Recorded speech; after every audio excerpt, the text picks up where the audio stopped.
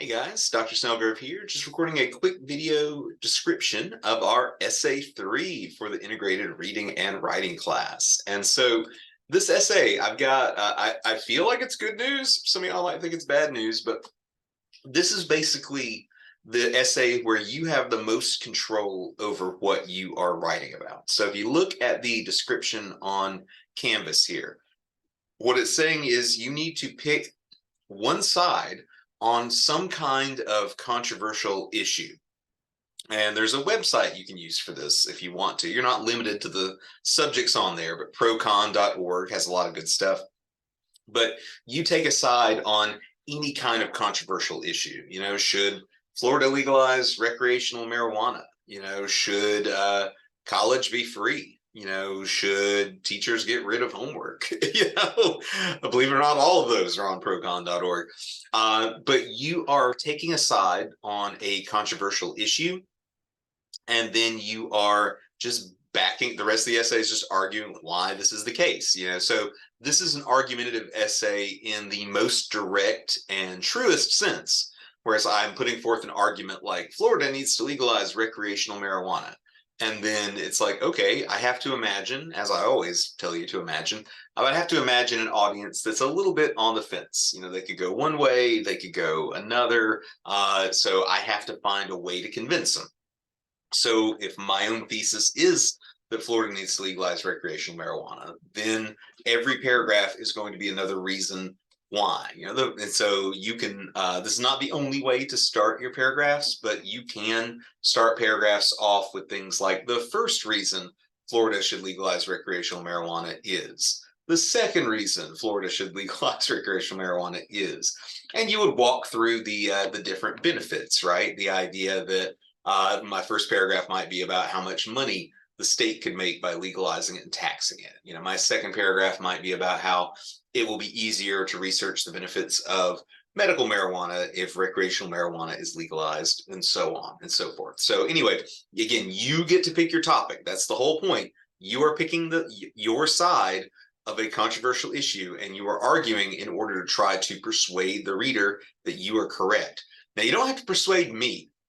Students sometimes get paranoid about this. Like, what if Dr. Snellgrove's not buying it?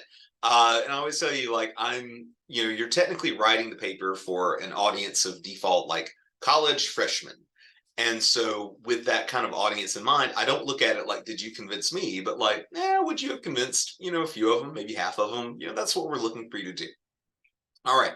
Now, sounds pretty straightforward so far. There's just one wrinkle for this essay that we didn't have with some of our other essays, and that is research. So the idea here is you have to bring in a minimum of 2 outside sources. When I say bring in, you're going to have to parenthetically cite them in paper. We're going to have videos and stuff about this, but you're going to have to parenthetically cite them. So that's the thing where you bring in a quote, you put it in quotation marks, and then in parentheses, you have like Smith and the page number, if there's a page number, and all that. So I don't want to talk too much about that on this video, but I want to let you know, I guess maybe it's obvious as I say it out loud, but the point of this is you're bringing in research. It's not just a hoop I'm making you jump through, but you're bringing in this research in order to help prove that you are correct about something. Basically, like, if I say, hey, Florida can make a lot of money if they legalize, recreational marijuana, how much could they make? I can find external sources that estimate how much Florida would make, or I can at least find external sources talking about how much these other states have made, by legalizing it. So just bringing in sources that verify, that back you up. Basically, you can point to the sources like, hey, don't just take my word for it. These experts also say the same thing.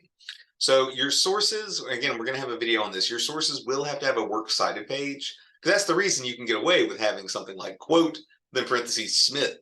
That doesn't really tell us much, but then you have a works cited page. It does not count towards your minimum 2 pages, but you have a works cited page that is like Smith, comma, Jane, article title, website title, publisher, all this stuff. So I'll be walking you through ways of doing that, maybe some automated things that can help. I won't say do it for you, but at least make it easier to do. But at least in terms of the basics, that's what we are doing here. You guys, I think, should know the drill by now. If you have any questions, it could be on this assignment, the essay, your grades, previous feedback, anything and everything. Feel free to email me. Feel free to call, well, text me. Please don't call me. But feel free to text me at 863-835-2399, and you'll have a good one. Bye.